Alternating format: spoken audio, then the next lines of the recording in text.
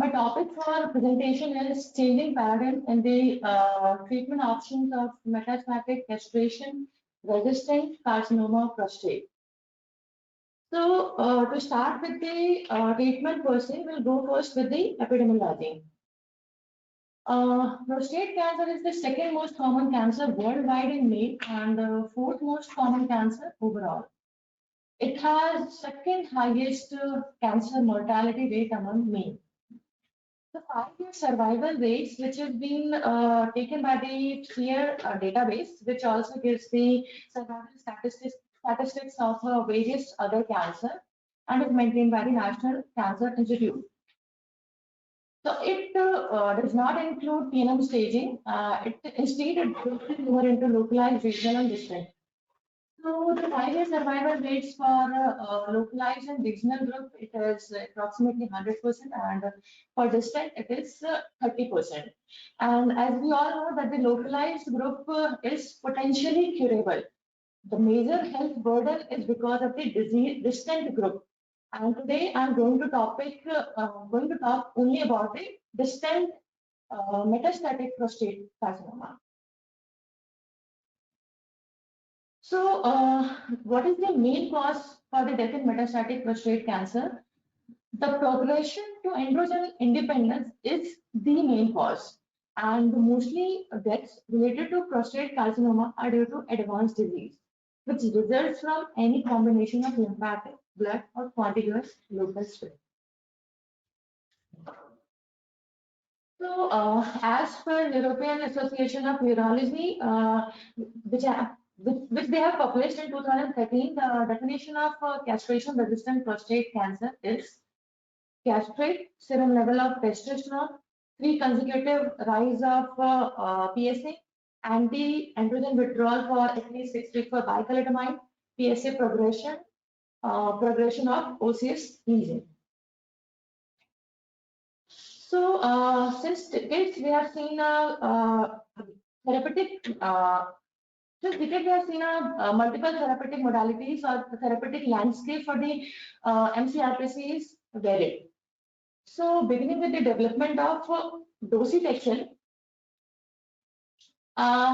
in 2004, there was a rapid proliferation in the development of other systemic therapies like hormonal therapy, including abiraterone, enzalutamide, other second generation chemotherapy like cabazitaxel, other bone targeted therapies like bisphosphonate, denosumab, 223 radium, and other targeted therapies like olaparib and rucaparib, pembrolizumab.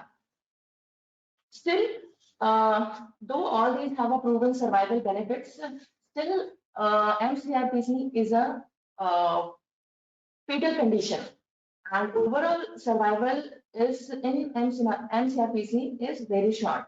Thus, there is an ongoing need and demand for the development of new therapies. Recently, theranostic treatment with 177 LU PSMA 617 have targeting therapies have gained the interest and have shown a promising activity. So these are the approved therapies for the treatment of metastatic castration-resistant prostate cancer, in which starting with the docetaxel to the radium-223, which has the overall survival benefits with a range of 1.9 months to 5.2 months. But the maximum benefit, the overall survival benefit, has been observed from the abiraterone before docetaxel therapy, that is 5.2 months.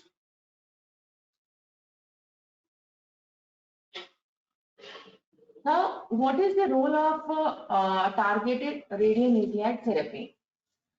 So, FDA has granted it as breakthrough therapy designation in June 2021 for the treatment of patients with MCRPC based on data from the phase 3 VISION study, and is currently only approved for use in Europe and Australia.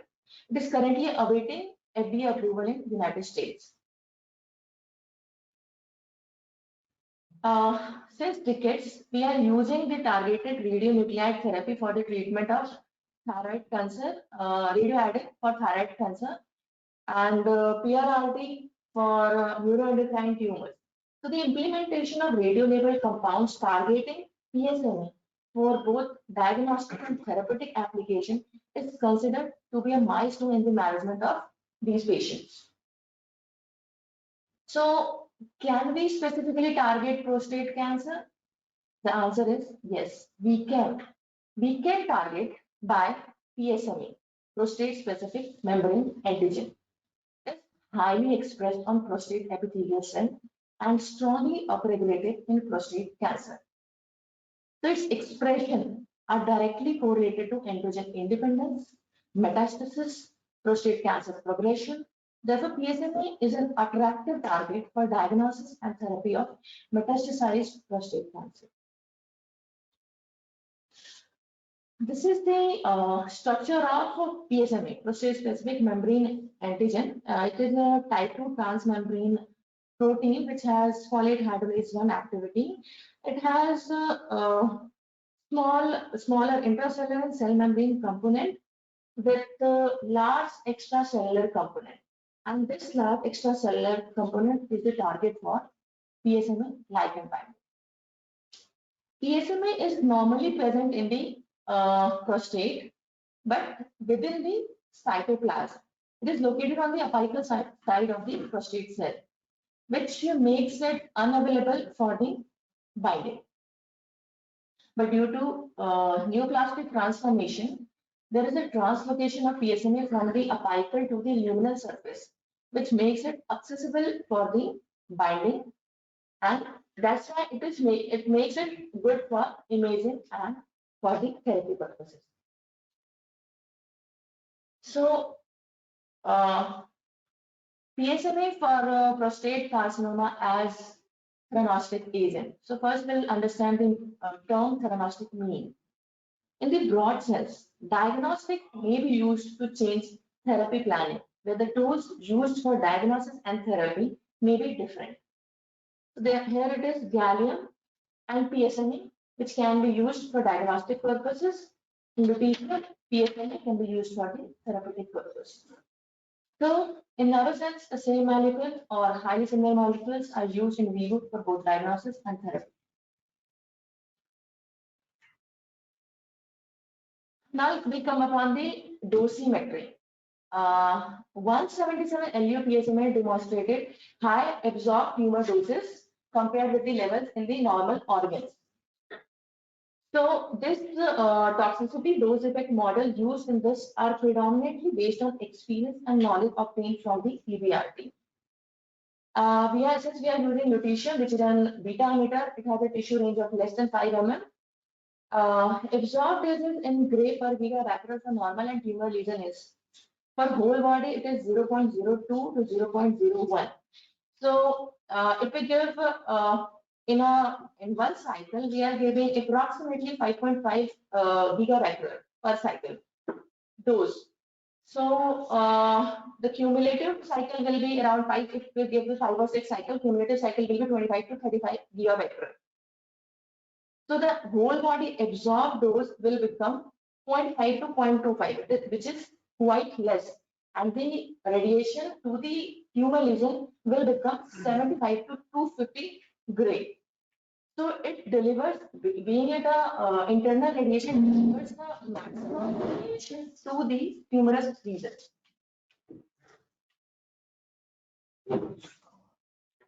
How radioisotope therapy works. So first, prostate cancer cells are targeted with a PSMA. The 6-1 mutation 617 complex bind with the PSMA and on the prostate cell. And this 617 lutetium 617 complex delivers the radiation to the tumor. That's how the tumor cell is being destroyed. So what experience we have gained with 177 LU-PSMA 617 targeted radionuclide therapy? It's our preliminary experience. So this is the schema. First, we took the patient who were metastatic castration-resistant prostate cancer after exhaustion of all other approved therapies. Patient underwent gallium PSMA PET scan. If there was the PSMA avidity, and by looking the extent of metastatic burden, if it is there, we'll go for the PSMA therapy. And if it is absent, the PSMA avidity is absent, we'll go for the chemotherapy.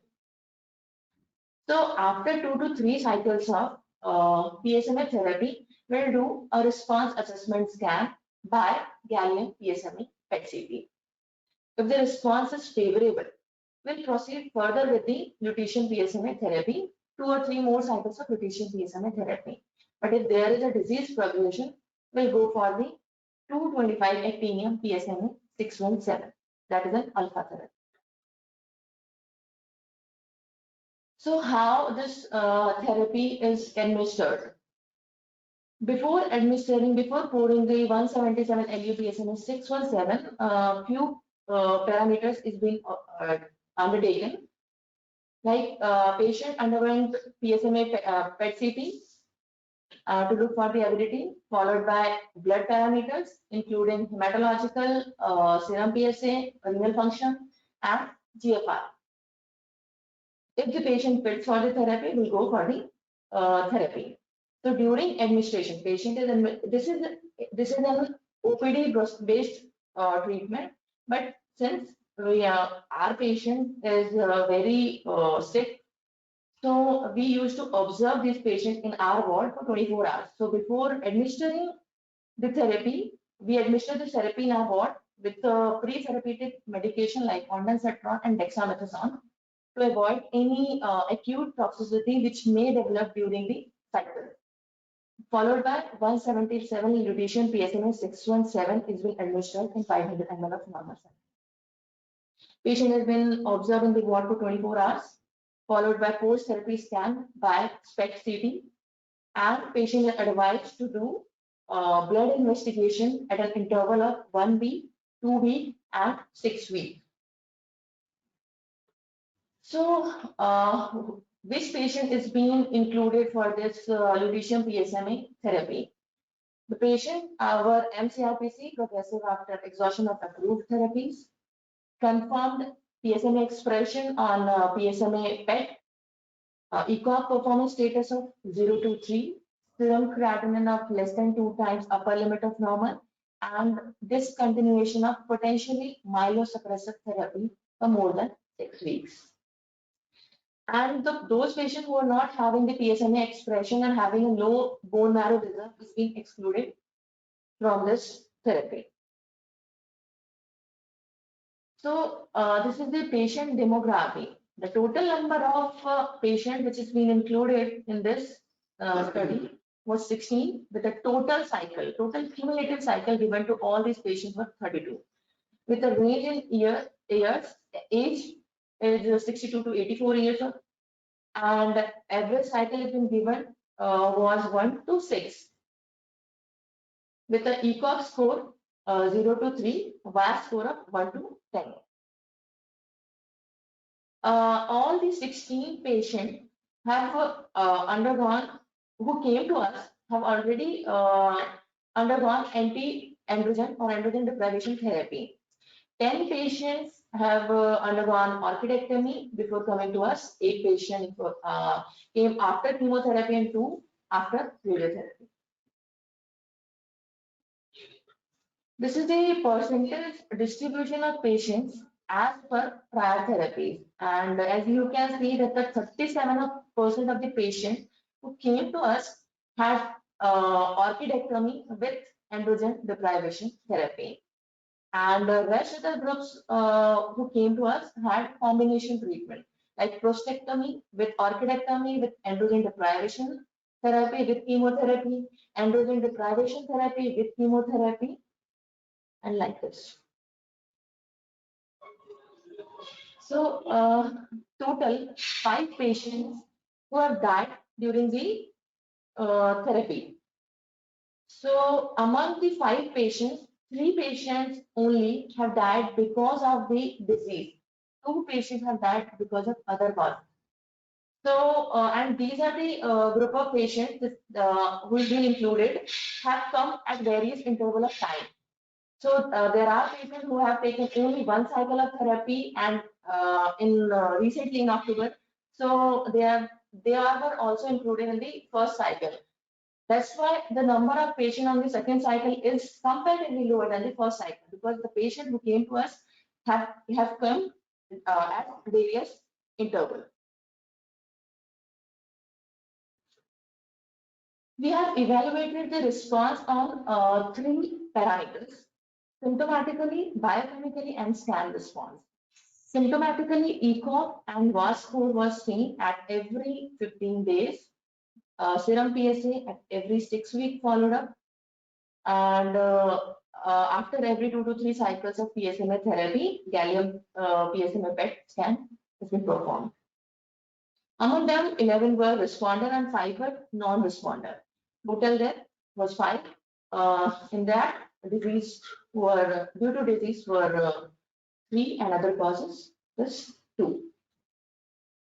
Now I'll call Dr. Prakash to show these scans of those patients who has been treated in our department. Here, I would like to illustrate about 4 patients who have been administered 177 lutetium PSMA therapy in our department and their outcomes.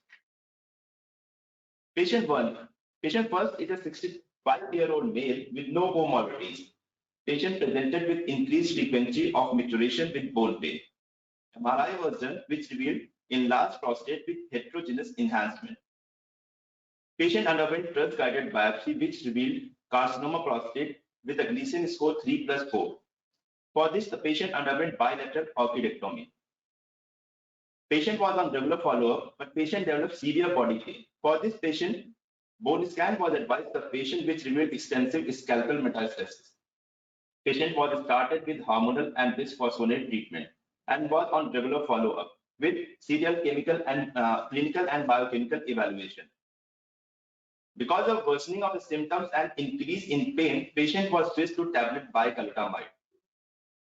And on follow-up, it was evident that there was no betterment of the symptoms and the serum PSA level was on the increasing trend. So patient was advised tablet enzalutamide. Citing no response with the serum PSA change, patient was referred to our department for lutetium PSMA therapy. As per protocol, 68 gallium PSMA diagnostic scan was done beforehand. From here, I would like to take a moment to elucidate how the gallium 68 PSMA diagnostic scan looks like. This is a normal gallium PSMA PET-CT where there is normal physiological uptake in salivary gland, lacrimal gland, spleen, and kidney, and the route of excretion is through urogenital system. So 68 gallium PSMA PET-CT diagnostic scan of this patient was done. Here we can see the normal physiological uptake earmarked with red, green arrows and site of lesions depicted with red arrows. Here we can appreciate the patient has severe skeletal involvement along with the liver metastasis. Patient underwent 3 cycles of lutetium PSMA therapy, and on regular follow-up, it was seen that all the biochemical parameters were within the normal limits. Patient, after 3 cycles of lutetium PSMA therapy, patient was advised once lutetium 68 gallium PSMA PET-CT scan to assess the disease status and the therapy response. We can see there was increase in number, size, and ability of the previous lesion.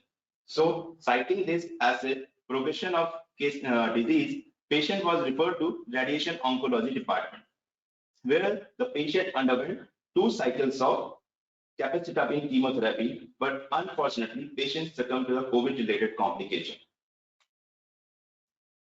Patient number 2 is a 65-year-old male with comorbidities of hypertension. Patient presented with increased involvement of lower urinary tract symptoms and the serum PSA of the value 397 nanogram per ml. Histopathological examination revealed carcinoma prostate with a Gleason score of 3+3. For this, patient underwent bilateral orchidectomy. Citing of the multiple bone pain, joint pain, patient underwent bone scan where it was revealed multiple skeletal metastasis. Patient was started with hormonal and bisphosphonate treatment. On regular follow-up, there was increase in serum PSA and with no betterment of the pain-related symptom. So patient was started on tablet bicalutamide. But the patient serum PSA levels in the initial stages responded to the treatment, but after 6 months, serum PSA level begins to rise. So the patient was referred to our department for 177 lutein PSMA therapy. As per protocol, 68 gallium PSMA PET CT diagnostic scan was done, where it was revealed that there was multiple skeletal involvement, as can be seen in the picture, in the MIP image. Patient was administered 2 cycles of lutetium PSMA therapy, and on follow-up, all the biochemical parameters were within the normal limit, and patient was responding well to the treatment clinically also. So after 2 cycles of lutetium PSMA therapy, patient and the response evaluation scan was done, which revealed, as compared to the previous baseline scan, there was decrease in amenity of the previously mentioned lesions. And serum PSA level, which was of 10.74 nanogram per ml, has declined to 1.44 nanogram per ml. Citing of the improvement of the symptoms and responsiveness of the therapy, patient underwent 4 more cycles of lutetium PSMA therapy with serial biochemical evaluation, which were all within the normal limits. After 4 cycles of lutetium PSMA therapy, another 68 gallium diagnostic scan was done to evaluate for the therapy response evaluation. In this scan, we can very well visualize that there has been markedly improvement with the ability of the previously mentioned lesions. And the serum PSA level has already declined to 0.5 nanogram per ml. And all the pain-related symptoms has more or less subsided. So the patient is on regular follow-up with serum PSA evaluation and has been advised 6 monthly 68 gallium PSMA diagnostic scan as per the line of management. Patient number 3. Patient number 3 is a 70-year-old male with comorbidities of diabetes and hypertension. Patient presented with unbearable body pain and the serum PSA of the value 269.7 nanogram per ml. At this exorbitant level of serum PSA, patient underwent bilateral orchidectomy. For the multiple bone pain, patient underwent bone scan, which was suggestive of extensive skeletal metastasis. Patient was started with hormonal and bisphosphonate treatment. On regular follow-up, it was seen that there was no decline in serum PSA level and the worsening of the pain-related symptoms. So patient was started with tablet abiraterone. On serial follow-up examination, it was seen that serum PSA was on the increasing trend and there was no betterment with the pain-related symptom. So patient was started with tablet enzalutamide. But after 6 months of tablet enzalutamide regime, patient developed side effects due to this drug. So patient was referred to our department for 177 lutetium PSMA therapy. As per protocol, 68 gallium PSMA diagnostic scan was done, which revealed extensive skeletal metastasis in multiple bone like humerus, multiple foci in pelvis, sternum, and femur. Serum PSA level at this range was 52.78 nanogram per ml. On regular follow-up, it was seen that all the biochemical parameters were within the normal limit and patient was responding well to the treatment, like there was markedly decrease in the pain-related symptoms. So patient was administered 4 more cycles of lutetium PSMA therapy. After 4 more cycles of lutetium PSMA therapy, patient underwent 68 gallium PSMA PET CT diagnostic scan. After 4 more cycles, we can very well visualize that there was markedly decrease in the amenity, size, and number of the previously mentioned lesions.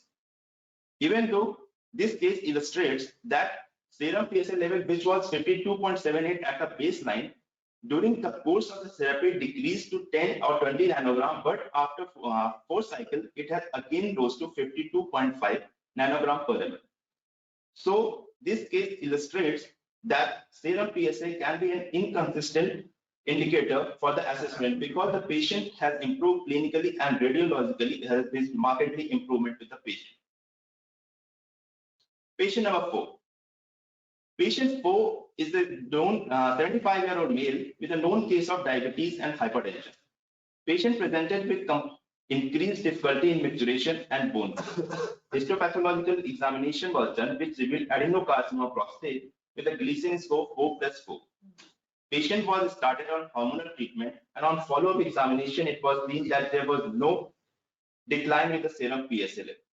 So the patient was switched to tablet in chemotherapy injection docetaxel. After 3 cycles of chemotherapy, patient developed docetaxel related toxicity. So the patient's serum PSA level was also on the increasing trend. So patient was referred to our department for 177 lutetium PSMA therapy. 68 gallium PSMA PET CT diagnostic scan was done, which revealed increased avidity in multiple skeletal sites. Serum PSA at this range, at this time of administration was 4.89 nanogram per ml.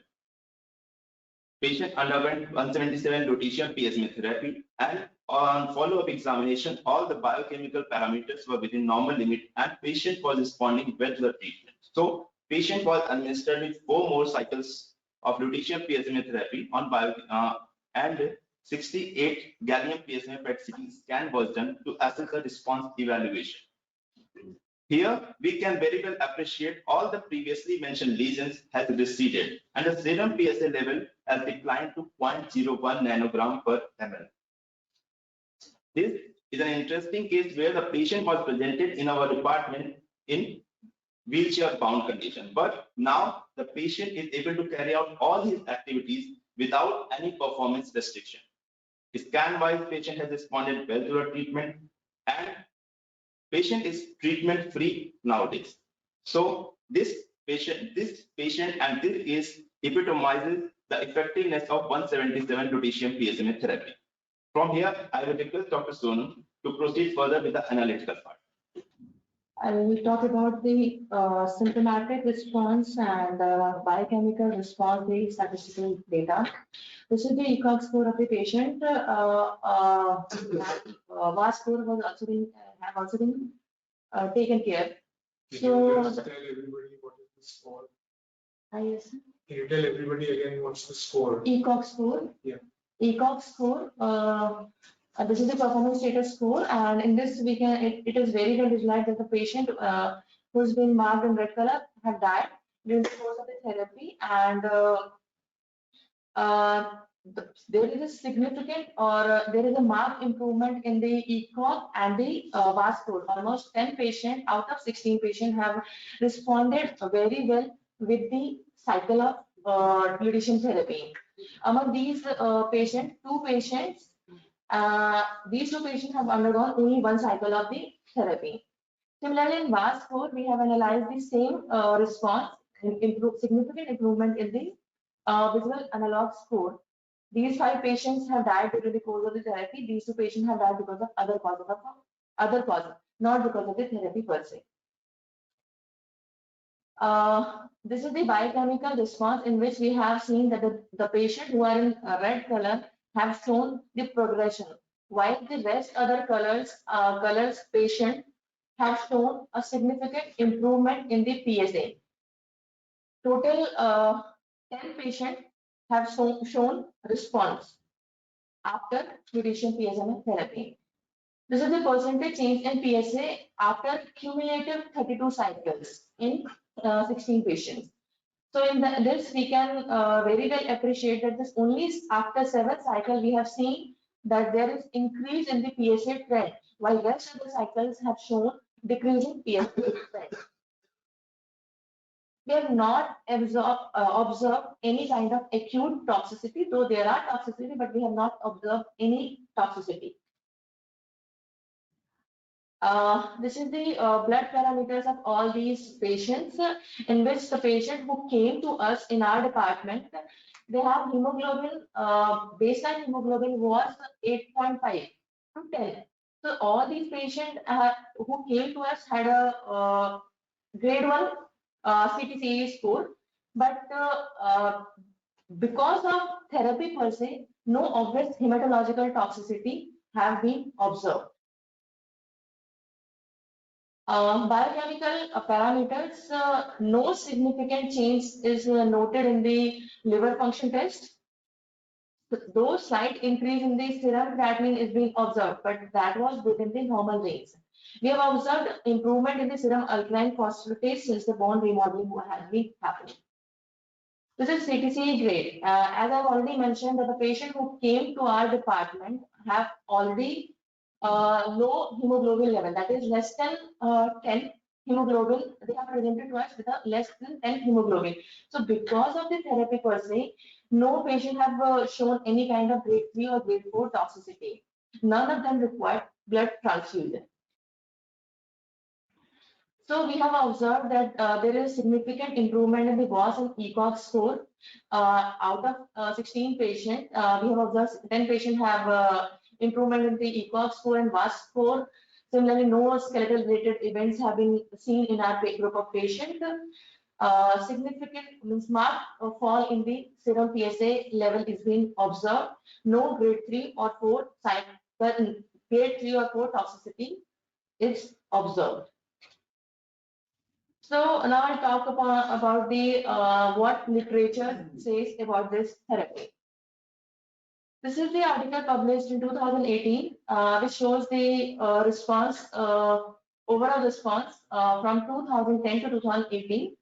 This is the response. Total number of patients was included in a range of 28 to 669, with a complete response in 20 to 40% of the patient, and 33 to 54% have symptomatic response, while PSA decline more than 50% has been observed in 10.6 to 69%.